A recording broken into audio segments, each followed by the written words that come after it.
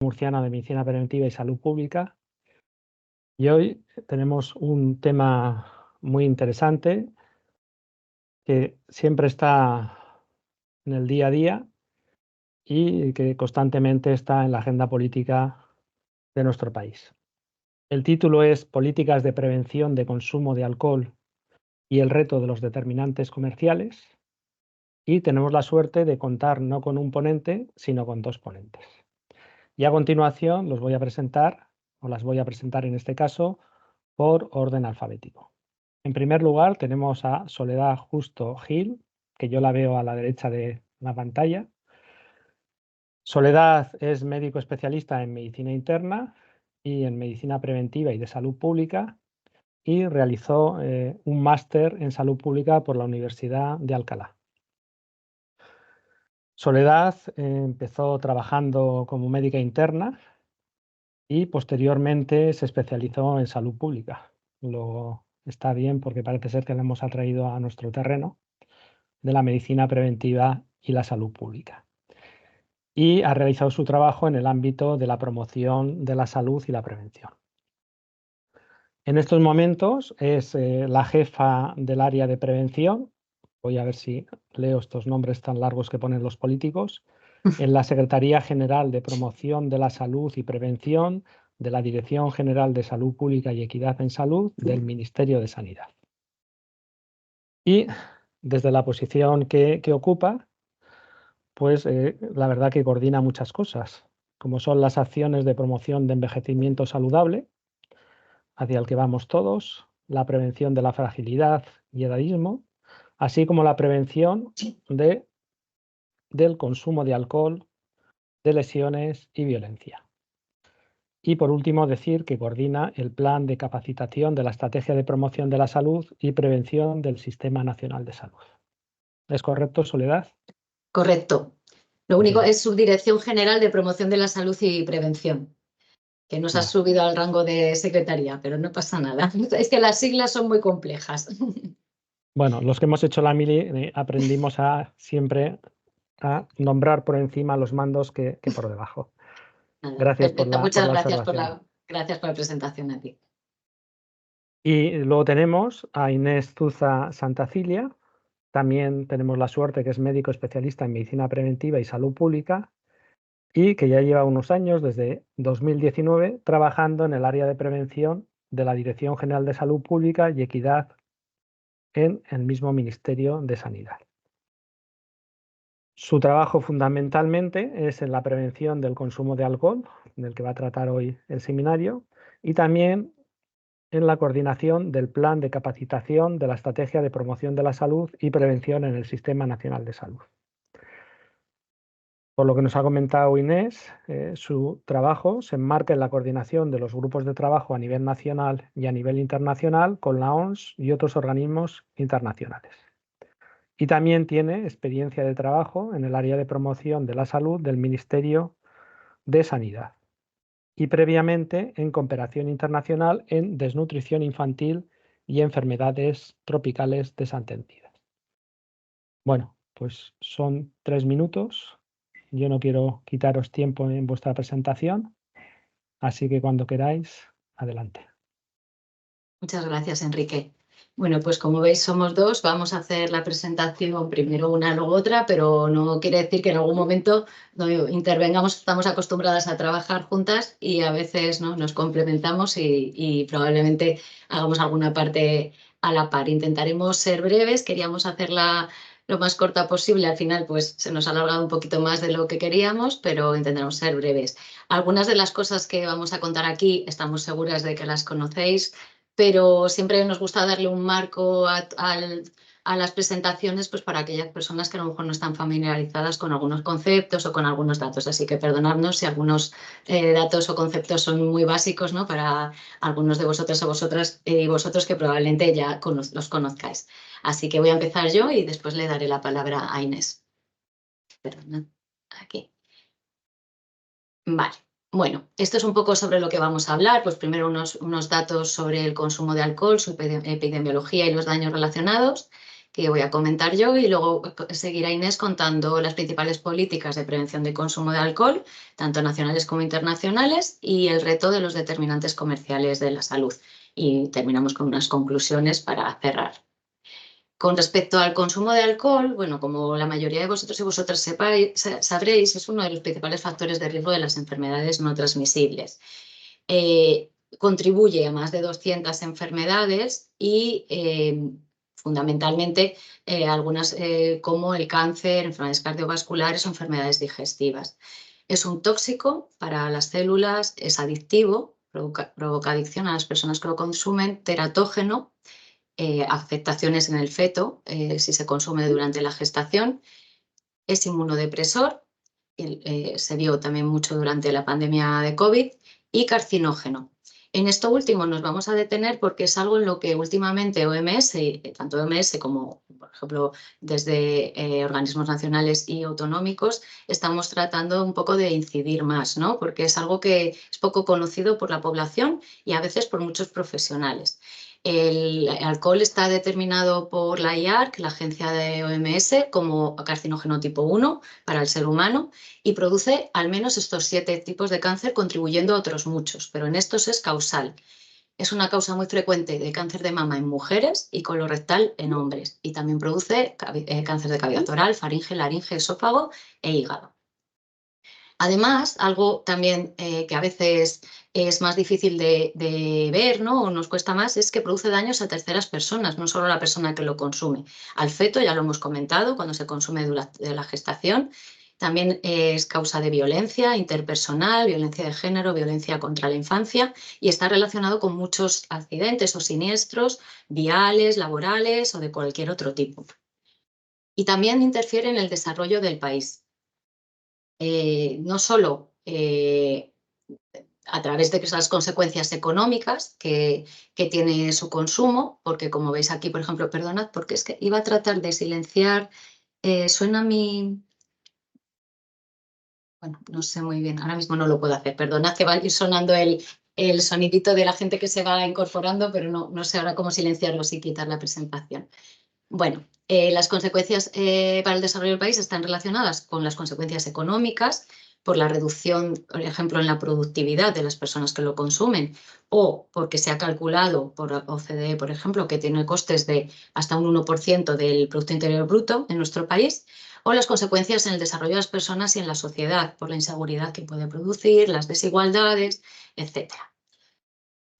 Por lo tanto, hay que recordar que, sobre todo para ciertas enfermedades como cáncer, lesiones y enfermedades digestivas, no existe un consumo seguro de alcohol. Algunos datos, no vamos a poner muchos, pero sí vamos a poner algunos. A nivel mundial, produce el 5% de todas las disfunciones, que son muchas, y provoca disfunción y discapacidad a edades tempranas. Esto también es muy importante porque afecta a población muy joven, ¿no?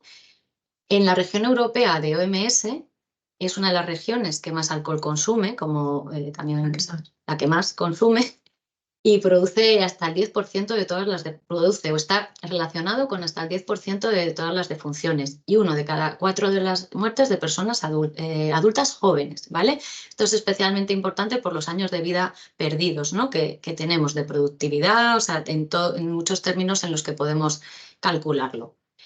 En España en particular es la sustancia psicoactiva más consumida, pero con menor percepción de riesgo. La consume gran parte de la población, pero no conoce sus riesgos, ¿vale?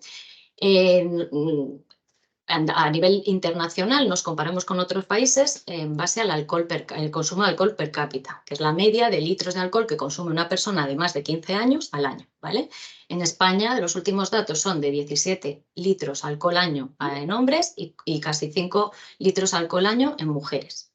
Como veis, pues nos encontramos en el primer tramo de los países de la región europea. Recordamos también aquí que región europea no es solo continente europeo, incluye también Rusia y algunos países de la antigua URSS, ¿vale? Pero, es decir, lo vemos aquí abajo en el mapa más o menos, de lo que es la región europea de la OMS, nos encontramos, pues creo que era el puesto 16 en los últimos datos, pero en la primera parte, ¿vale? Siempre hay alguien que consume más, pero no estamos mal posicionados, ¿no? Y como tipos de bebidas más consumidas, pues esto a veces varía, pero en los últimos datos que tenemos, pues principalmente la cerveza, espirituosos y el vino. Y también depende del grupo obviamente eso es a nivel global, depende también del grupo de edad, del grupo, de otras muchas características que no hemos querido poner. También sabéis que tenéis los informes del Plan Nacional sobre Drogas, Estudios y Edades, donde se pueden ver los datos más pormenorizados, ¿vale? Algunos datos así también, algunas pinceladas que os queríamos comentar. Pues en España se producen más de 15.000 fallecimientos al año atribuidos directamente al alcohol. El 75% en hombres y casi la mitad de ellos en menores de 75 años, o sea, muertes prematuras que se llaman, ¿vale? Perdonad, voy a avanzar un poco. El consumo diario en los últimos 30 días en la población adulta de 15 a 64 años es de un 15% en hombres y de un 4% en mujeres. Y es el cuarto factor de riesgo en años de vida ajustados por discapacidad, ¿vale? El segundo en mujeres y el quinto para hombres. Esto lo he dejado un poquito aparte porque es especialmente importante, ¿no? La edad media de consumo, de inicio de consumo en nuestros adolescentes o niños y niñas, en algunos casos por la edad, son 14 años. O sea, algunos consumen antes, otros consumen después. Y de los 14 a los 18 años, el 76% han consumido en el último año, ¿vale? Es verdad que también aumenta a medida que aumenta la edad, pero ya sabéis también que el Plan Nacional sobre Drogas, no lo hemos puesto aquí, pero lo podéis consultar también, ha hecho un piloto reciente en niños de 11-12 años, ¿vale? Porque se ha ido bajando un poquito la edad de consumo. Esto es un poco también con respecto a lo que decíamos del daño a terceras personas. Es una cosa que también hemos visto que a menudo es poco conocida por la población fundamentalmente, no tanto por los profesionales. Y el alcohol es una de las sustancias que produce más daños a tercera persona, ¿no? De las sustancias psicoactivas. Este es un estudio en concreto de Reino Unido, no hemos encontrado estudios para nuestro país, pero bueno, podría ser similar, en el que se observaba que el alcohol producía más daño a otras personas que a la propia persona que consumía, ¿no? Y también algo fundamental es los determinantes comerciales y sociales de la salud. Tendemos a dar siempre mucha información a las personas, ¿no? Porque creemos que con eso podemos reducir o evitar el consumo de alcohol. Pero el consumo de alcohol no es solo una decisión individual y no depende solo de la información que tenga la persona, que es cierto que cuanta más información tenga, mejor. Pero no es solo una decisión individual, sino que depende de las condiciones en las que esa persona crece, vive y que son los determinantes sociales de la salud y también de las condiciones del entorno comercial, ¿no? De cómo la industria, de las acciones que hace la industria y que pueden influir en esos consumos, ¿no?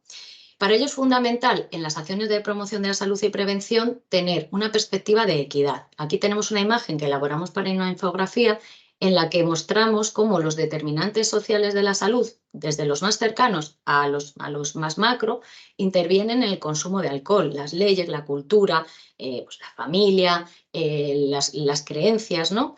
Todo ello interviene en el consumo de alcohol. Y las acciones más efectivas para reducir el consumo están ahí. La información es importante, pero lo más importante es hacer políticas, es hacer estrategias, es cambiar la cultura, es cambiar las creencias, ¿no? Es crear entornos en los que el consumo de alcohol no sea normalizado, entornos en los que el consumo de alcohol no sea lo más sencillo, en los que las elecciones más saludables sean las más fáciles. Es decir, que lo más fácil, hoy en día lo vemos todos, sales a la calle, hay bares por todas partes, te sientas en un bar, es más barato el alcohol. Lo más sencillo hoy en día es consumir alcohol. Si queremos prevenir el consumo de alcohol, todas esas acciones tienen que ser mucho más sencillo consumir opciones más saludables, ¿no? Para que el alcohol. Aquí ponemos alguna pequeña cosa para mencionar. Por ejemplo, la paradoja del alcohol, que también es muy conocida, ¿no?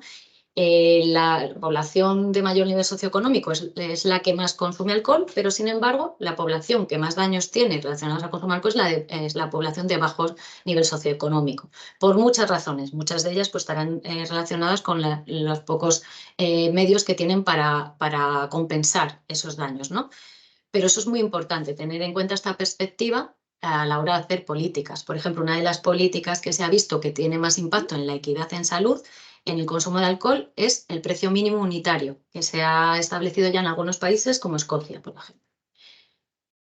También hay que tener una perspectiva de curso de vida, ¿vale? A lo largo del desarrollo de la persona, el consumo de alcohol afecta de una manera y de otra. Puede afectar desde antes del embarazo, durante el crecimiento de un niño o una niña en un hogar donde se consume alcohol, el consumo durante esa infancia y adolescencia en su propio desarrollo, en el rendimiento académico, ¿no? Durante la edad adulta, el rendimiento laboral, las oportunidades. Entonces, es fundamental tener en cuenta también esa perspectiva de curso de vida. Y bueno, y con esto era un poco así, como queríamos haceros un marco general de lo que supone el consumo de alcohol, para introducir las principales políticas que previenen su consumo, ¿no? Y en las que se va a centrar ahora Inés, ¿no? Partiendo un poco pues, desde el marco general hasta un poco lo más concreto. Entonces le voy a dar la palabra a Inés y continuamos. Fenomenal. Gracias, Soledad. Y bueno, gracias a todas las personas que estáis viendo el webinar en directo o que lo veis en diferido. Yo voy a hablar primero de las políticas más macro a nivel internacional y luego de las políticas a nivel nacional. Vamos a separar, aquí en primer lugar hablamos de la OMS a nivel internacional, de las políticas que hay a nivel mundial. Luego hablaremos de la región europea porque al final es el contexto más próximo al nuestro y en el cual bueno, pues las políticas pueden estar más adaptadas entre los diferentes países próximos. En el año 2010 se aprobó la Estrategia Mundial para reducir el uso nocivo del alcohol por todos los Estados miembros de la OMS. En el año 2018 se aprobó la iniciativa SAFER, de la cual os hablaré en la siguiente diapositiva, que recoge las 5 acciones más costo efectivas para reducir los daños del alcohol. En el año 2018 se publicó el primer como informe Global Status Report, como el primer informe mundial sobre el alcohol. Y a lo largo de este tiempo, la OMS Internacional ha ido publicando diferentes documentos de interés, algunos de los cuales veis reflejados aquí, pero luego os diremos la página web en los cuales tenemos enlazados todos, pero tiene muchísimos muy interesantes, como por ejemplo este dirigido a periodistas sobre cómo enfocar la información que se da en relación al consumo del alcohol o los daños, otros sobre impuestos, sobre bebidas cero o bajas en alcohol, o sobre, como comentaba Soledad, sobre la promoción de la salud para prevenir los daños del consumo de alcohol. En el año 2022 se publicó el plan de acción que da continuidad a la estrategia mundial y que abarca hasta el año 2030 para implementar de manera efectiva esta estrategia mundial. La iniciativa SAFER recoge, como decíamos, estas 5 áreas que son consideradas las mejores inversiones y que se enmarcan también en aquellas medidas que reducen las enfermedades no transmisibles. De ellas 3 se considera que tienen los mejores resultados de acuerdo con la evidencia científica y son los 3 que veis sombreados en verde. Las medidas empiezan por las siglas en inglés y son las que os decimos a continuación. Una es restringir la disponibilidad de alcohol, tanto puede ser pues, por edad como por espacio, ¿no? Reducir el número de bares o de locales de venta de alcohol, etc. Luego está la del centro, que es prohibición o restricción respecto a la publicidad y el patrocinio y la promoción de alcohol. Una medida, por ejemplo, sería restringir el patrocinio deportivo, el patrocinio de alcohol en los eventos deportivos, por ejemplo, o restringir la publicidad online de personas, de influencers, etcétera, ¿no? Esa es una de las medidas más efectivas, además del aumento de precios, que como decía Soledad, por ejemplo, el precio mínimo unitario, que es una de las que más impacto tiene en la equidad, en Escocia ya se ha visto que ha tenido un impacto directo relacionado con la reducción de muertes.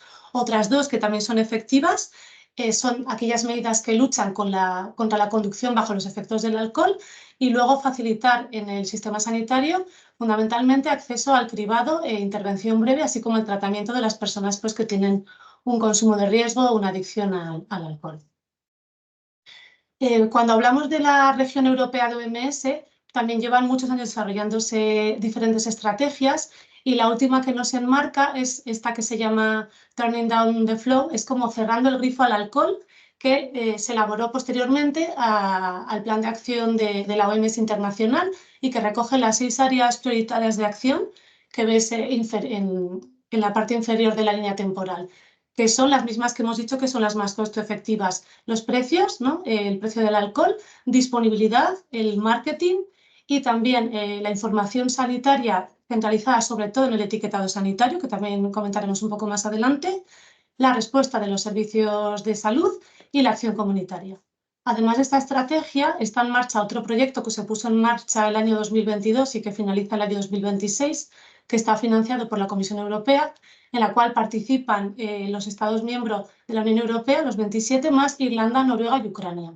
Este proyecto se llama EvidAction porque pretende llevar la evidencia de las políticas de alcohol a la acción, ¿no? Ponerlas en marcha. Y tiene fundamentalmente 3 objetivos, que es, lo veis allí enmarcado en azul, es trabajar el tema del etiquetado sanitario, el aumentar la alfabetización en salud y la información y la comunicación a la ciudadanía. Y luego el tema del screening y el consejo de intervención breve en las personas con consumo de riesgo de alcohol. Vale. A nivel internacional también tenemos, la Comisión Europea actualmente no tiene en marcha ningún plan explícito de prevención del consumo de alcohol. Las acciones ahora mismo más prioritarias se enmarcan en el Plan Europeo contra el Cáncer. ¿Por qué? Pues porque, como ya ha comentado Soledad, es un factor de riesgo importante de cáncer en la Unión Europea. Por lo tanto, este plan incluyó 3 medidas, que una hablaba de etiquetado, por lo cual, aunque no se ha puesto en marcha, había propuesto que para el año 2022 las bebidas alcohólicas tuvieran incluido listado de ingredientes y declaración nutricional, porque aunque sorprenda, las bebidas alcohólicas por encima de 1,2 grados están exentas de tener el etiquetado, o sea, el ingrediente y la declaración nutricional en la etiqueta, al contrario que la mayoría de productos. Y para 2023 se querían incluir advertencias sanitarias, un poquito como las que podéis ver a la derecha, que están sacadas de un documento de OMS en el cual se incluyen las advertencias sanitarias de los daños que provoca el consumo de alcohol en las personas, un poco todos los que se recogían al principio de la presentación. Además, este plan buscaba revisar toda la legislación de impuestos y reducir la exposición de personas jóvenes a la comercialización y publicidad. Aquí abajo os mencionamos un reciente estudio que ha hecho la región europea de OMS en Barcelona, porque como está hablándose mucho actualmente del tema del etiquetado, algunos países como Irlanda lo acaban de incluir en su legislación, pues hay algunas corrientes, especialmente más favorecidas por el sector comercial, de incluir esta información en un código QR en la etiqueta de las bebidas alcohólicas. Entonces, este estudio se hizo poniendo en la zona de las bebidas alcohólicas unos carteles indicando que si deseaban obtener más información sanitaria, las personas que compraban alcohol podían escanear el código QR. Y de las más de 7.000 personas que compraron bebidas alcohólicas, en la semana que estuvo puesto el código QR, solo 6 accedieron al enlace. Por lo tanto, se ha visto que la medida del código QR en el etiquetado realmente apunta a que no funciona y además aumenta las desigualdades porque quien tiene más vulnerabilidad tiene menor acceso a poder escanear este etiquetado, ¿vale? Para que estéis al tanto. Inés, ¿me permites? ¿Te puedes Sí. poner en mitad de la cámara? Porque Vale. algunas personas dicen que no te ven correctamente. Gracias. Hola, disculpad, ¿así se me ve bien ya? Que al estar las dos aquí. Queríamos recoger un par de informaciones importantes del plan de acción global que os decíamos que está en marcha hasta 2030. Este documento recoge muy claramente que cualquier nivel de consumo de alcohol se asocia con daños evitables debido a lesiones, trastornos por consumo, enfermedades hepáticas, cánceres, enfermedades cardiovasculares, así como daños a otras personas. Que realmente ha sido un hito porque durante mucho tiempo se hablaba del consumo nocivo de alcohol, como si hubiera un consumo anterior al nocivo, ¿no? Pero este plan de acción ya establece que cualquier consumo de alcohol implica un riesgo, de manera clara. Estos datos de la región europea de este informe del año 2019, que son datos del año 2016, recoge que las muertes debidas al consumo de alcohol, casi el 30% se relacionan con muertes por cáncer atribuidas al alcohol, 20% a cirrosis hepáticas, 19% en relación a enfermedad cardiovascular, que aquí también hilaremos con la siguiente diapositiva, pues porque realmente es un mito muy extendido los amplios beneficios del consumo de alcohol en la salud cardiovascular cuando es el tercer contribuyente a la mortalidad en la región europea de OMS. Y otro casi 20% debido a lesiones, ¿no? Tanto intencionales como no intencionales. Aquí traemos un par de documentos recientes que vienen un poco a recoger toda la evidencia y todo el apoyo científico y un poco también de sociedades científicas y también de organizaciones de pacientes a nivel mundial sobre alcohol y riesgo cardiovascular. Este documento publicado por la Asociación Mundial del Corazón, que agrupa más de 200 sociedades científicas y organizaciones a nivel mundial, publicó el documento que dice que habla sobre los mitos a nivel de la salud cardiovascular y consumo de alcohol y explicita claramente que, contrariamente a la opinión popular, el alcohol no es bueno para el corazón. En el año 2023, una revisión internacional de estudios epidemiológicos de alta calidad mostraba cómo el consumo de alcohol a cualquier nivel agrava todos los mecanismos que provocan la hipertensión arterial, junto a todo el impacto que tiene en la salud cardiovascular el tema de la hipertensión arterial. Como decíamos, esta carga de enfermedad atribuible a la mortalidad cardiovascular en la región europea de OMS es la tercera en las causas. Por lo tanto, en el documento que ahora veremos, que se publicó aquí desde el Ministerio de Sanidad, aprobado por la Comisión de Salud Pública, ya se recogía que ningún profesional de la salud o institución debe recomendar su consumo para mejorar la salud. En relación al alcohol y cáncer, que ya lo comentaba Soledad, desde el Ministerio de Sanidad hemos traducido diversos documentos, tanto de la región europea de OMS como de la Agencia Internacional de Lucha contra el Cáncer, en el que se recoge que desde el año 88, como decía Soledad, esta agencia internacional clasificó las bebidas alcohólicas como carcinógenas tipo 1A, ¿no? Que es el mismo, o sea, es el mismo nivel de cáncer atribuido o de carcinógeno atribuido al tabaco. Y todos los tipos de bebidas, por el acetaldehído que contienen, tanto cerveza como vino como licores, pueden causar cáncer. Y además el riesgo empieza desde la primera copa de alcohol que se consume, empezando en niveles bajos y aumentando de manera progresiva. Otro tema relevante, como decía Soledad, es que la población europea en general no sabe que el alcohol provoca cáncer. Por ejemplo, solo un 10 a 20% de las mujeres encuestadas en una encuesta que realizó la región europea de OMS, asociaban el alcohol con el cáncer de mama. Entonces, realmente hay una ventana muy importante de oportunidad como profesionales para ampliar esa información y que, bueno, que la población pueda tomar sus decisiones informadas. La OCDE también tiene estudios sobre el impacto del consumo de alcohol. Por ejemplo, hizo una proyección, que es una infografía que también tenemos publicada en la página web del Ministerio de Sanidad. Dice que en los próximos 30 años la esperanza de vida será casi un año menor debido al consumo de alcohol, de cantidades no muy elevadas, y el Producto Interior Bruto será un 1% menor por el consumo de entre una y una bebida y media al día. Por lo tanto, tiene un impacto elevado a nivel económico. Este plan de acción de la OMS también recoge otro concepto que creíamos importante mencionar, que habla de que dice explícitamente que debe evitarse el uso de consumo responsable en las políticas de prevención del consumo de alcohol. Esta frase es literal del documento de OMS traducido. Dice que es una inoperancia y que existen riesgos en las campañas en las que se utiliza consumo responsable, que realmente están diseñadas por productores y distribuidores de alcohol. Entonces, como profesionales de la salud, como profesionales en salud pública, es importante evitar el uso de este término, que al final lleva a una responsabilización únicamente individual, cuando hemos visto que hay muchos factores macros sobre los cuales se puede y se debe intervenir para reducir el consumo y los daños. A nivel nacional, desglosamos un poco el eje del trabajo que se realiza desde la Delegación del Gobierno para el Plan Nacional sobre Drogas, que tiene la Estrategia Nacional de Adicciones y su plan de acción que finalizan este año, y desde la Dirección General de Salud Pública y Equidad en Salud, a la que pertenecemos nosotras, está la Estrategia de Salud Pública publicada en el año 2022 y la Estrategia de Promoción de la Salud y Prevención, pues que se coordina desde nuestra subdirección. Un poquito aquí veis también la línea temporal de todas las actuaciones que se han venido llevando a cabo desde el año 2014, aunque antes también se realizaban. En el año 2014 se publica la Estrategia de Promoción de la Salud y Prevención.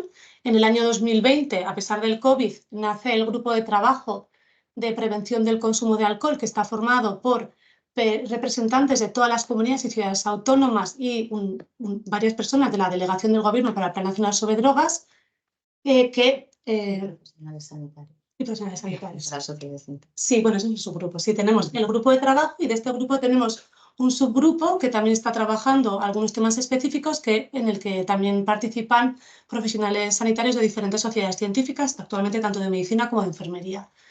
Entonces, en el año 2020 también se aprueba el documento de límites de consumo de bajo riesgo, que ha sido elaborado por un grupo nacional de personas expertas de todos los ámbitos, tanto de investigación, de trabajo en políticas, de comunidades autónomas. Y muchos materiales que se han derivado de esta publicación y algunos dirigidos también a las administraciones sanitarias de cómo reducir los daños del alcohol.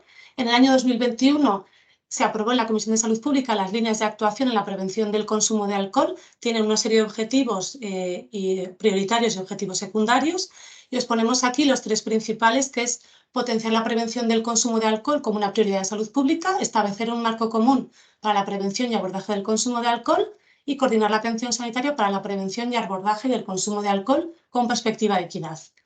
Hemos ido pues apoyando la publicación de otra serie de documentos, como por ejemplo todos los materiales de prevención de consumo de alcohol en el embarazo y prevención del trastorno del espectro alcohólico fetal, campañas que hemos realizado de reducción del consumo de alcohol y hemos actualizado recientemente un curso que tenemos disponible que se llama Mójate con el alcohol con la Sociedad Española de Medicina Familiar y Comunitaria.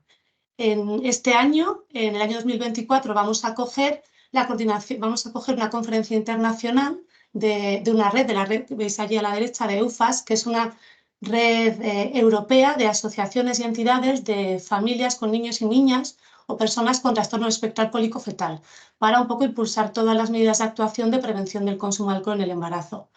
Todo este trabajo se realiza y gran parte del trabajo que realizamos, porque somos muy poquitos en el día a día, es gracias al aporte de todas las personas de comunidades y ciudades autónomas, personas expertas, personas de sociedades científicas que realmente trabajan mucho y de manera desinteresada y voluntaria para poder poner en marcha y sacar estos proyectos. También queríamos presentar aquí tanto la web que está disponible desde el Ministerio de Sanidad sobre prevención del consumo de alcohol, donde se pueden encontrar todos los documentos técnicos, enlaces de interés a materiales de comunidades y ciudades autónomas y de organismos internacionales, diferentes materiales de consulta que hemos elaborado y traducciones de materiales de OMS de referencia, y también tenemos disponible una web de ciudadanía que se llama la web de estilos de vida saludable, que recoge diferentes factores como alimentación saludable, actividad física, y uno de ellos es el alcohol, con múltiples materiales para ciudadanía. Ahora vamos a hablar del reto de los determinantes comerciales de la salud. Entonces, aunque continuamos un poco con lo que veníamos hablando, es verdad que cambiamos un poco de contexto. Vamos a definir primero qué son los determinantes comerciales de la salud que no solo afectan al consumo de alcohol y por qué es tan importante entenderlos y por qué son tan importantes estas políticas que decíamos recogidas en la iniciativa SAFER. Los determinantes comerciales de la salud son las estrategias que utiliza el sector privado para promover productos y elecciones que son perjudiciales para la salud, jugando un papel fundamental en el entorno y los estilos de vida individuales, incidiendo de esta forma en la salud de la población. Hay que tener en cuenta que también incluyen estrategias y enfoques a través de los cuales las empresas ejercen poder e influencia en los gobiernos, la sociedad y las personas consumidoras. Es muy interesante una serie de artículos que publicó en el año 2023 el Lancet sobre los determinantes comerciales de la salud.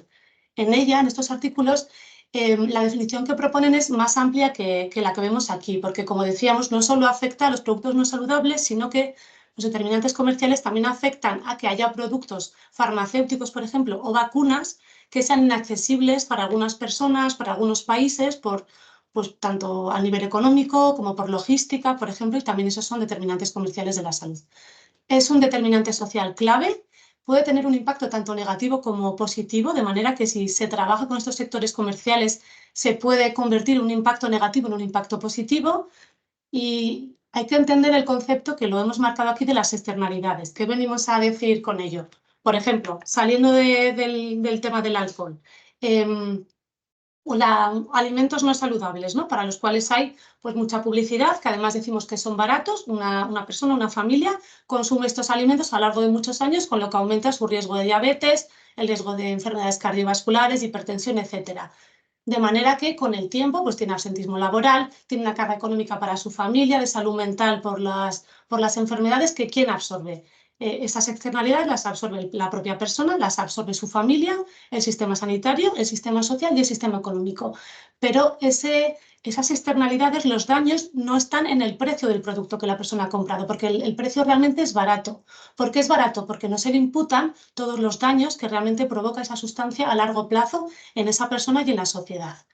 Entonces, bueno, esto sucede lo mismo con otras empresas como puede ser la textil, con el cultivo de productos en otros países, con el daño no solo a la persona, sino también al medio ambiente que nos imputa en el precio o en el valor del producto que la persona adquiere, ¿no? Y permite que los beneficios económicos vayan al sector comercial, pero no repercutan realmente en quien está absorbiendo las externalidades, que puede ser, pues eso, el sistema sanitario o el sistema social de los países. Esta es una imagen que viene en uno de los artículos del Lancet, no tenéis que ver con detalle lo que pone, es verdad que además están traducidos al español, o sea que es muy interesante, os recomiendo leerlos, pero simplemente viene a mostrar realmente que es muy complejo, porque cuando hablamos de los determinantes comerciales no solo son los productos que salen a la venta, sino como puede verse ahí el sector comercial, cómo interactúa con todas las capas lo que veis a la derecha es como el marco de los determinantes sociales de la salud, un poco el de las capas de cebolla, interactúa con todos los niveles, el nivel político, el nivel económico, el nivel social, y es una relación de ida y vuelta, ¿no? Porque en muchas ocasiones los propios países tienen un interés en que esos productos comerciales pues estén expandidos en los países porque tiene un beneficio económico a una parte del sector empresarial, pero sabemos que tienes estas externalidades negativas. A nivel mundial, realmente, ¿por qué hablamos de estos determinantes comerciales? Hay 4 sectores industriales que son el del tabaco, alimentos ultraprocesados, combustibles fósiles y alcohol, que representan 19 millones de muertes anuales a nivel mundial, el 34% de las totales, suponiendo el 41% de las muertes por enfermedades no transmisibles. Estos determinantes comerciales de la salud afectan a todas las personas, pero especialmente a las personas jóvenes o a las personas con mayor vulnerabilidad, porque empeoran las desigualdades económicas, sociales y raciales preexistentes. Además, la mayor presión de estos determinantes comerciales se ejerce en aquellos países de ingresos bajos o medios, bueno, pues porque también la estructura tanto económica, social como legislativa, pues protege menos al final a la población. Esta clasificación de las 7 prácticas clave del sector comercial viene recogida también en la serie de artículos del Lancet que os comentaba, y las agrupa en 7 prácticas, de las cuales vamos a leer un poquito en cómo se definirían y algunos ejemplos, de los cuales algunos están recogidos en el artículo y otros, bueno, pues nosotras que hemos investigado un poco del tema, pues también conocemos. No voy a entrar en profundidad en todas porque si no nos da tiempo luego a las preguntas, pero bueno, la primera práctica es la práctica política. La definición sería prácticas para asegurar un trato preferencial, prevenir, moldear, eludir o socavar las políticas públicas para favorecer intereses corporativos.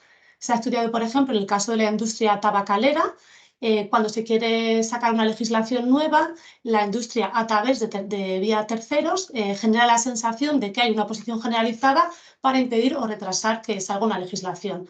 En el sector del alcohol, por ejemplo, se favorece la autorregulación, que se ha demostrado que es ineficaz, que al final retrasa la aplicación de medidas regulatorias. La autorregulación es que, por ejemplo, en etiquetado, la industria de las bebidas alcohólicas diga, vale, no hace falta que hagáis legislación porque yo voy a poner un etiquetado en mis bebidas. ¿Qué sucede? Pues que probablemente no tenga el tamaño adecuado, ni sea visible, o sea, en un código QR que hemos visto que no funciona.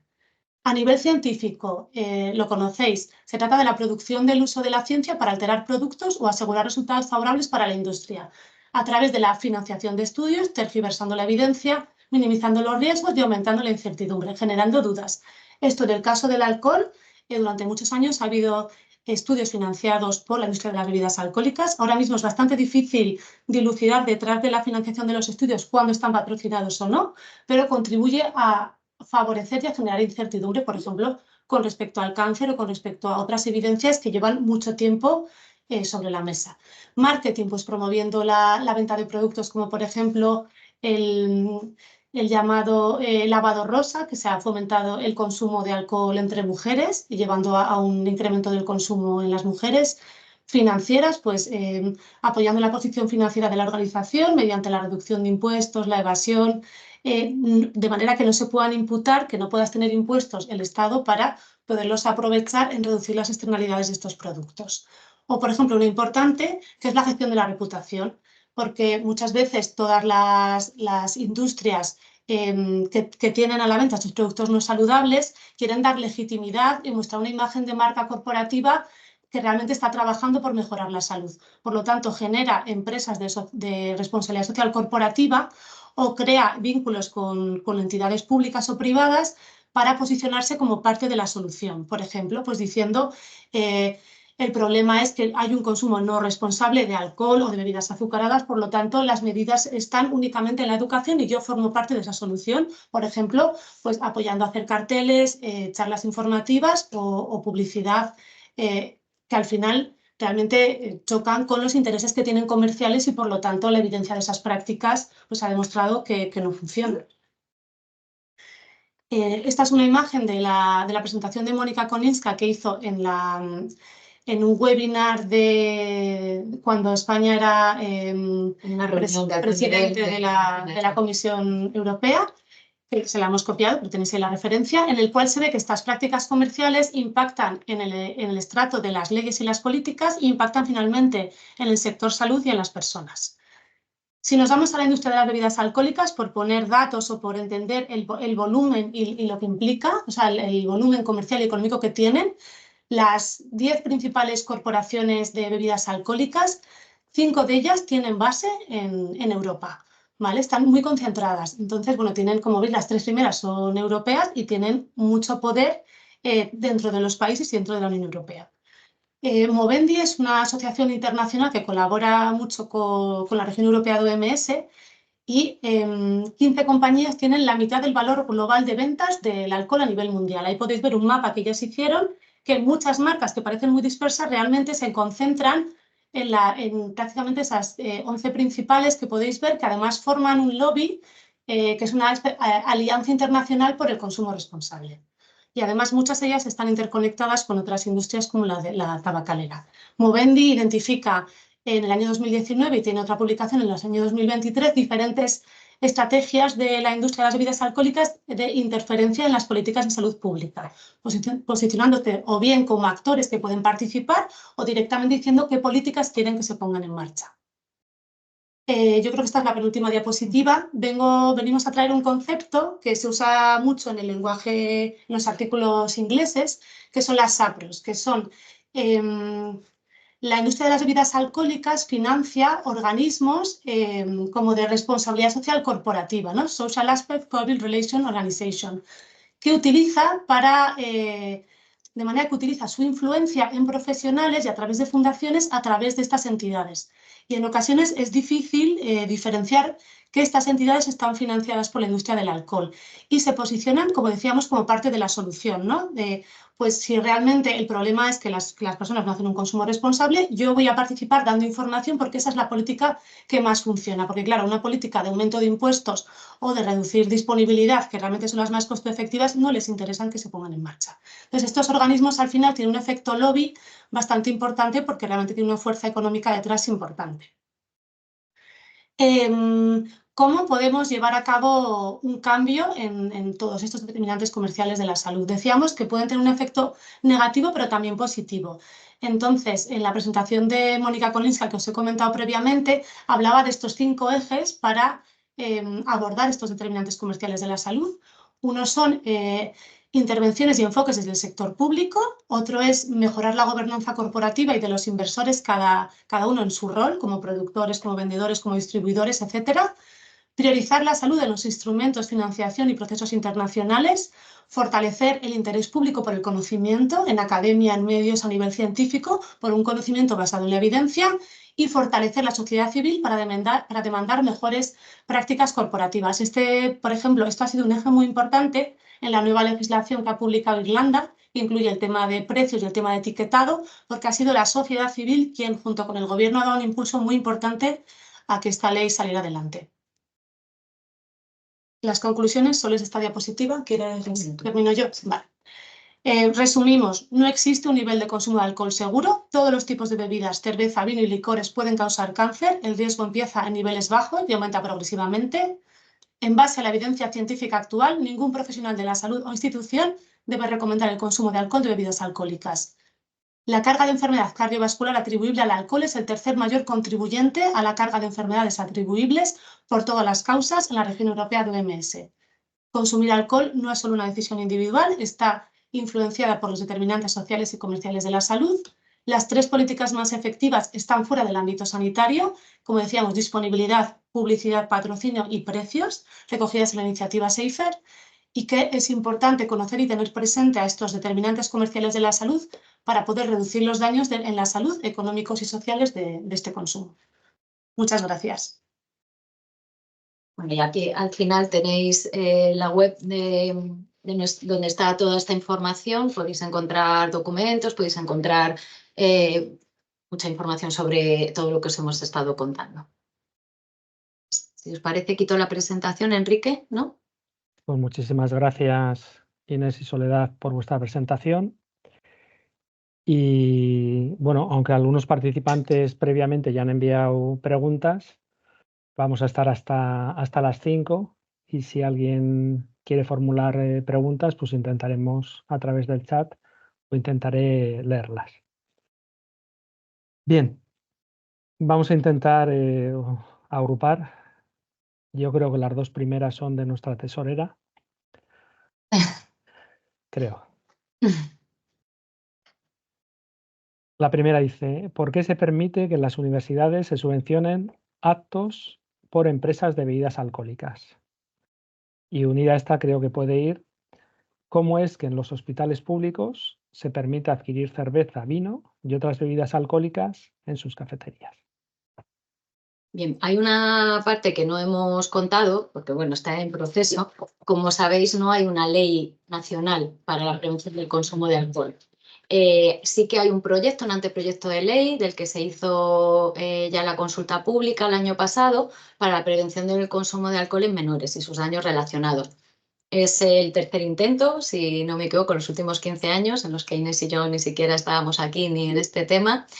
Y bueno, esperemos que vaya adelante. De momento está siguiendo su proceso, pero hasta el día de hoy no tenemos una ley nacional de prevención de consumo de alcohol, pero sí hay legislación autonómica. Entonces, en algunas comunidades autónomas, algunos de estos temas sí está regulado, pero no en todas. Entonces, bueno, sería algo obviamente a regular. Obviamente sería bueno, nosotras mismas os podemos decir, en el propio Ministerio de Sanidad se vende alcohol, ¿no? Es una guerra que tenemos aquí un poco interna, pero bueno, al final, poquito a poco el tema es sensibilizar un poco lo que hemos ido contando, ¿no? Tanto sobre los riesgos, lo que supone y sobre todo lo que supone en el ámbito sanitario, ¿no? Dentro del ámbito sanitario vamos, estamos completamente de acuerdo con estas 2 preguntas, ¿no? Sería fundamental que en estos ámbitos, en los ámbitos educativos, en los ámbitos salud, en las administraciones públicas en general, pues no se sirviera alcohol, pero bueno, a día de hoy, salvo ya os digo que en algunas comunidades sí que hay regulación al respecto, pues no hay una regulación homogénea. Por eso es tan importante la regulación, ¿no? Porque si depende de la autorregulación o de lo que quiera hacer cada uno, pues no siempre es tan sencillo. Bien, seguimos con más preguntas. ¿Cuándo y cómo se puede prevenir el consumo desde la etapa escolar? Bueno, pues a ver, ahí tenemos otro tema. A ver, el consumo se puede prevenir pues desde el principio, ¿no? Pues desde que somos muy pequeñitos, incluso pues desde antes del embarazo, durante el embarazo, ¿no? O antes del embarazo, en las personas que van a gestar. Entonces, durante la etapa escolar, por un lado está siempre lo típico, ¿no? Que son la formación, la sensibilización. Que precisamente en este grupo de edad pues no es lo que más eficacia ha demostrado. Os animo también, que no lo hemos puesto tampoco, a consultar una guía que se ha publicado también en el Ministerio de Sanidad desde nuestra subdirección, que es la guía de escuelas promotoras, en las que hay algunas acciones para actuar con respecto a adicciones, incluyendo alcohol y otros temas, alimentación, actividad física, ¿vale? Pero ahora en lo que nos estamos refiriendo. Entonces ahí hay algunos programas que han demostrado eficacia y que podéis consultar. Pero lo fundamental es la regulación, ¿no? El que los niños y niñas crezcan en entornos libres de alcohol o por lo menos en los que el consumo de alcohol no esté a su mano, ¿no? Como muchas veces pues lo tenemos.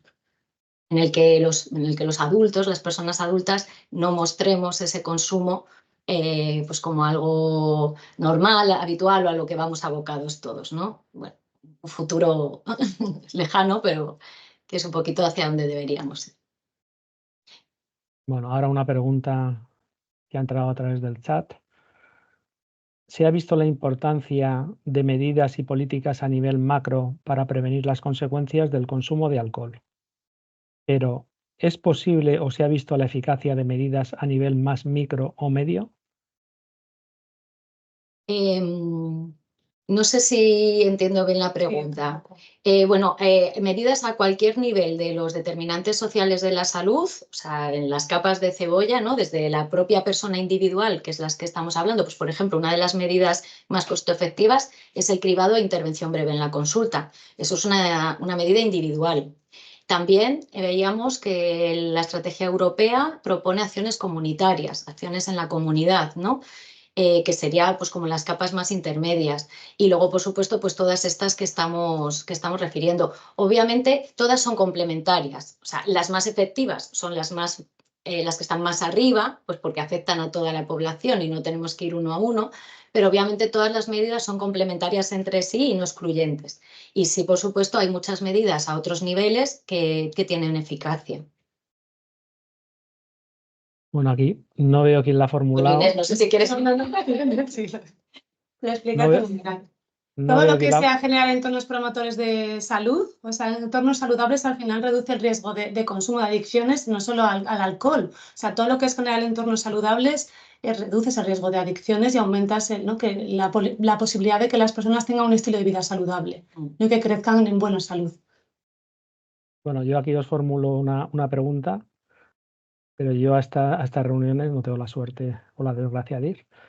Hace una entrada, dice, Sí. como sociedades y asociaciones científicas en salud pública, en las reuniones presenciales se contratan cenas con barra libre para el alcohol, vinos, cerveza, etc. Y la pregunta es, ¿deberíamos permitir que nuestras sociedades científicas promuevan así el consumo de alcohol? ¿Es coherente lo que decimos con lo que hacemos? Es una buena pregunta. Sí. Pues no es coherente y sí, o sea, en la medida que se pueda, sí que se debe impulsar todo lo que son las acciones para en las reuniones que tengas. De hecho, nosotros estamos desarrollando aquí un documento a nivel interno para que las reuniones que se realicen sean más saludables y sostenibles, entre las cuales está pues que no se consuma alcohol en esas reuniones, ¿no? Entre otras medidas. Y sí que, bueno, como sociedades de salud pública, podría ser interesante desarrollar, pues sí, alguna práctica al respecto. Hay una guía de OMS, bueno, hay otras más, ¿no? Sobre reuniones saludables y sostenibles que incluye la ausencia de alcohol, pero también, pues como dice Inés, alimentación saludable, promoción de actividad física, movilidad activa hacia el centro de la reunión. Y Sí. es algo que a veces no tenemos en cuenta. Por ejemplo, bueno, nosotras en particular, pues en nuestra subdirección sí que se tiene muy en cuenta, ¿no? Pero también a veces cuesta dentro de las administraciones, ¿no? Está muy imbricado, ¿no? O sea, yo os puedo contar hasta una anécdota casi personal, ¿no? De una reunión que tuvimos aquí dentro en el que siempre tenemos mucho cuidado en que no haya alcohol y según llegamos a la mesa había alcohol. ¿Esto qué es? Y la empresa que ponía el catering dice, no, es que no lo habéis pedido, pero os lo regalamos, ¿no? Como diciendo, o sea, se os ha olvidado, no se nos ha olvidado, no lo queremos, ¿no? O sea, es decir, está tan metido en la sociedad que hay que hacer un trabajo también. Entonces, pues las personas que estáis aquí de sociedades científicas también nos animamos un poco pues, a hacer ese esfuerzo bueno, y no solo con alcohol, o sea que por supuesto en alcohol que es lo que estamos hablando, pero muchas veces también ponemos pues alimentos pues no del todo saludables o hacemos reuniones de 10 horas sentados, ¿no? O en sitios donde es muy difícil llegar de una forma sostenible, ¿no? Entonces, bueno, os animamos a consultar esta guía de OMS. Y también alguna comunidad autónoma sabemos que tiene desarrollado. Cataluña Sí, tiene Cataluña. material y seguramente alguna otra tenga desarrollados materiales al respecto. Bien, aquí otra pregunta. ¿Qué opináis del estudio Predimed? El estudio Predimed en sí, pues es un estudio fundamental en dieta mediterránea y si se refiere con lo relativo al consumo de vino, pues obviamente no es algo que nos guste, es algo que está ahí, que se ha incluido y que es un factor más que incluye dentro del estudio. Creemos que realmente, o sea, no podemos ahora mismo, ni nosotras tenemos esa formación, ni vamos a enmendar la plana, obviamente un estudio fundamental y con esa relevancia. pero incluir el consumo de alcohol en la dieta realmente no está justificado. Hay otras muchas formas de mejorar la salud y el alcohol no es una de ellas. Porque si bien ha demostrado algunos efectos positivos en algunas enfermedades cardiovasculares, produce otras y otras muchas, como hemos visto, sobre todo cáncer, lesiones y enfermedades digestivas. Entonces su consumo nunca compensa, ningún pequeño beneficio que puedas tener va a compensar estos riesgos, ¿no? Especialmente a nivel de salud pública. Sí. Entonces, bueno, quiero decir, no somos nadie para enmendar, pero sinceramente pensamos en base a la evidencia y en base a lo que hemos visto en los foros en los que asistimos, tanto nacionales como internacionales, que el consumo de alcohol nunca debe ser recomendado. Bien, vamos a ver. Esta es mía, así que seguro que la formulo mal, me lo tenéis que disculpar. Yo he estado leyendo un poco. Muy bien. Y entonces, en la mayoría, por no decir todas, estos son como los exámenes de preguntas de tipo test, en la mayoría de las guías de práctica clínica, de los documentos de los informes, hablan siempre de reducción del consumo nocivo de alcohol. Es más, en el informe de la Federación Mundial del Corazón, que bien reflejaba Inés, evidentemente dice, pues si es abstemio, hay que decirle que no consuma, pero si consume, lo que le tenemos que decir es que reduzca. Sí, sí, eso es el mensaje. Sí. Eso por un lado. En la OMS lo mismo. Literalmente, reducción del consumo nocivo de alcohol, que meten hasta lo de la palabra nocivo. Sí, pero también, mete una definición. Ahora os dejo todo el tiempo. Ahora os dejo todo el tiempo. Y el ministerio, pues yo el que tengo del año 2020, también habláis de esto de las unidades de bebida estándar. Sí, sí. Los límites de consumo de bajo riesgo. A día de hoy, el mensaje internacional... Sigo. Vale. Sigo. Y al final, después de, pues bueno, lo que siempre hablamos, si nosotros en nuestra actividad como médicos, pues en todo lo que hacemos, tenemos que valorar siempre los beneficios y el daño que producimos. Siempre intentamos producir beneficios, pero sabemos que cuando estamos dando cualquier tipo de tratamiento, repito, cualquier tipo de tratamiento, es muy raro que no haya un efecto dañino o un efecto secundario. Siempre lo que intentamos es que los beneficios están muy, muy por encima de los daños. Yo, después de revisar todo, lo que sí me he quedado es, pues bueno, no se han realizado, lo leo textualmente, no se han realizado ensayos aleatorizados a largo plazo sobre el consumo del alcohol. Entonces, porque ahora sí, pues, sí. Mira, a ver, el mensaje de abstinencia todavía no hemos llegado a eso, como en el tabaco, ¿no? Entonces el mensaje es cuanto menos alcohol, mejor, que es el lema que tiene OMS y el lema en el que nosotras mantenemos. Y la recomendación es consumir por debajo de los límites de consumo de bajo riesgo, que son 2 unidades día para hombres, 1 unidad día para mujeres, 10 gramos para mujeres, 20 para hombres, dejando al menos 2 días de consumo sin consumir alcohol, que es lo que estableció el grupo de límites de consumo de alcohol que os contó Inés en 2020, pero cuanto menos mejor, y que con ningún consumo produce beneficio. Y de hecho, las últimas guías de Canadá, los límites de consumo de bajo riesgo están entre 1 y 2 consumiciones a la semana. Eso es. Entonces, con respecto a la determinación de nocivo, es verdad que se sigue usando, la propia OMS lo sigue usando.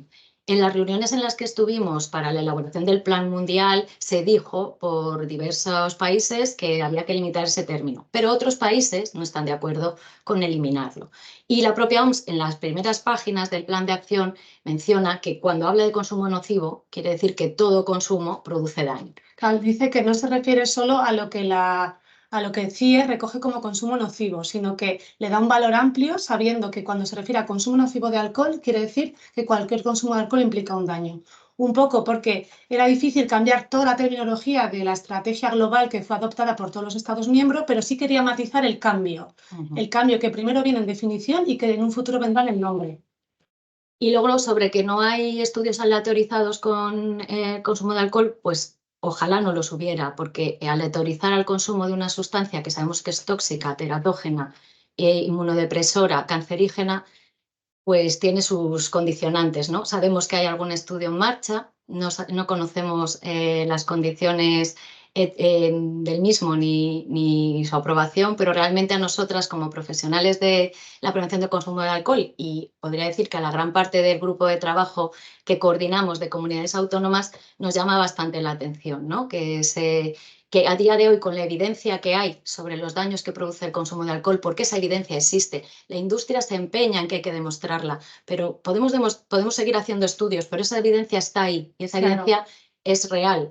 Y con la evidencia que hay, hacer estudios en las que lo teoricemos a la gente a consumir alcohol, a mi juicio, no es algo que deba ocurrir. La región europea de OMS está estudiando, o sea, las tácticas que utilizó la industria tabacalera hace 30 años, se está viendo que son las mismas que está utilizando la industria del alcohol un poco para retrasar el desarrollo legislativo y para generar duda de ciertos daños producidos por el alcohol, porque realmente es difícil. Al final, como instituciones tenemos poca capacidad frente a todos los recursos económicos que hemos visto que tiene el sector comercial del alcohol, que lo habéis visto, ¿no? Si las 3 grandes industrias del alcohol están con base en Europa, tienen mucha más capacidad de financiar y de hacer llegar la información al final a la ciudadanía y a profesionales de la salud también. Hay muchos estudios al respecto, que varios tenéis la referencia en la presentación. Bien, otra pregunta que ha llegado por el chat. ¿Qué podemos hacer cuando notamos que profesionales, centros sanitarios tienen información desactualizada, como recomendar una copa de vino al día, o vemos que profesionales sanitarios aún lo recomiendan? ¿Hay alguna vía de notificación? No, a ver, tampoco es cuestión de culpabilizar a los profesionales. Es difícil estar actualizado en todo, y realmente son mitos muy establecidos y muy arraigados, ¿no? Entonces, bueno, ¿qué podemos hacer? Pues si somos profesionales de la salud o profesionales incluso pues, de nuestros puestos, ¿no? de salud pública, difundir, divulgar, pues hacer webinars como estos, hacer formación. Nosotras, por ejemplo, como ha dicho Inés, tenemos un curso que se llama Mójate con el alcohol, que está hecho en colaboración con Senfic, que se ofrece a profesionales de atención primaria fundamentalmente, pues fomentar el que llegue la información. Desde aquí, con el grupo de trabajo de comunidades autónomas y también con tenemos un subgrupo en el que trabajan sociedades científicas, hacemos materiales que tratamos de difundir. Es complicado, hoy en día se publica cada día muchísimas cosas y es complicado, pero yo creo que las sociedades científicas, las administraciones y la bueno, sociedad civil, realmente en los países que hemos visto que se ha avanzado en legislación y que hay más medidas, se han aunado todas las partes, ¿no? De manera integral, o sea, sociedades científicas, sociedad civil, profesionales sanitarios cada vez mejor informados, los que han ido empujando que se avance. Por ejemplo, hemos visto también, es que he podido ver muy poquito quién está conectado, pero me parece haber conectado también a Visualteaf, que también pues hemos comentado que vamos a alojar la conferencia de UFAS en septiembre. La propia sociedad civil puede dar información, ¿no? sobre los daños que produce el alcohol. Entonces, ¿qué podemos hacer? No es cuestión de denunciar, no, de dar sensibilización. Si estamos identificando que hay sectores de nuestros profesionales o nuestros compañeros que no conocen la información, facilitársela, pues desde facilitar las webs oficiales pues de la propia comunidad autónoma o del Ministerio de Sanidad o de OMS, a hacer cursos, a hacer sensibilización, difundir.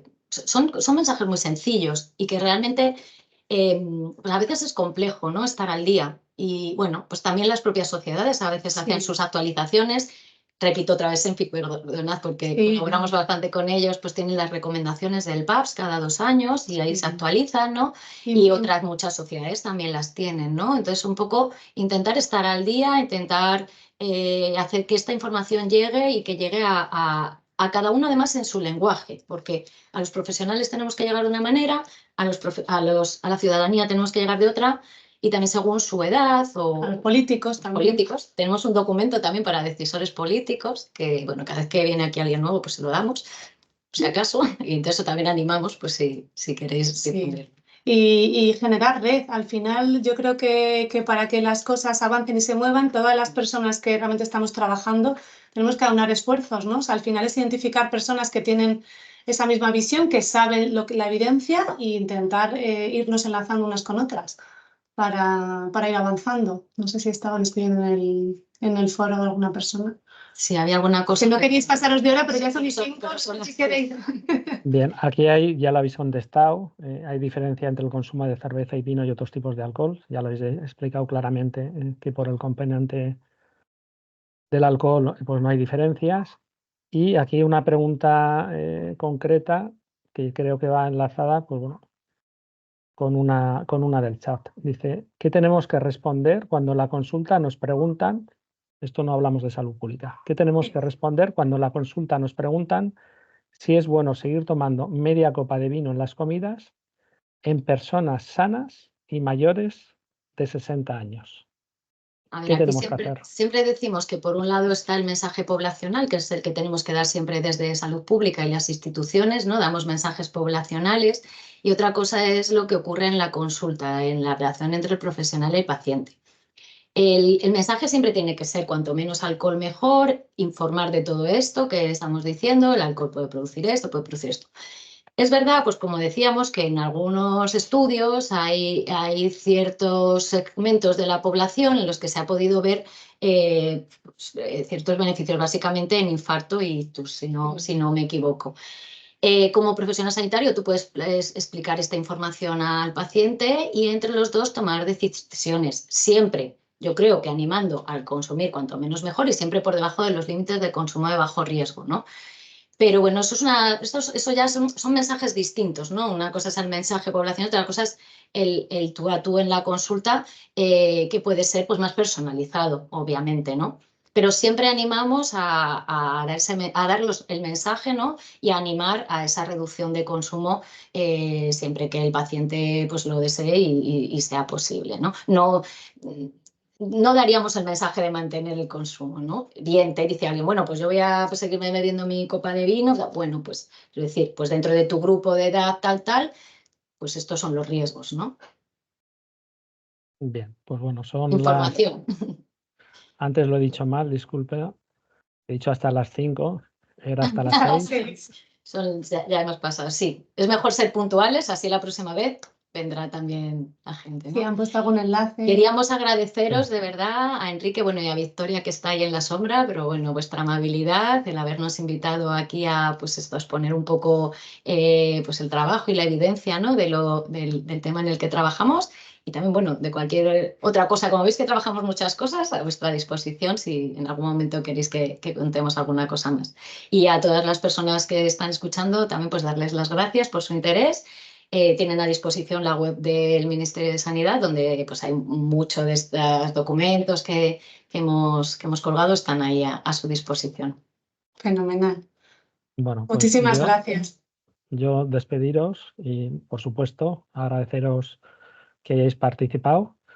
Y veo que sois militantes, que sois vehementes, entonces es muy importante. Somos militantes porque tenemos la evidencia detrás y bueno, estamos convencidas. Me lo has quitado ahora de la boca.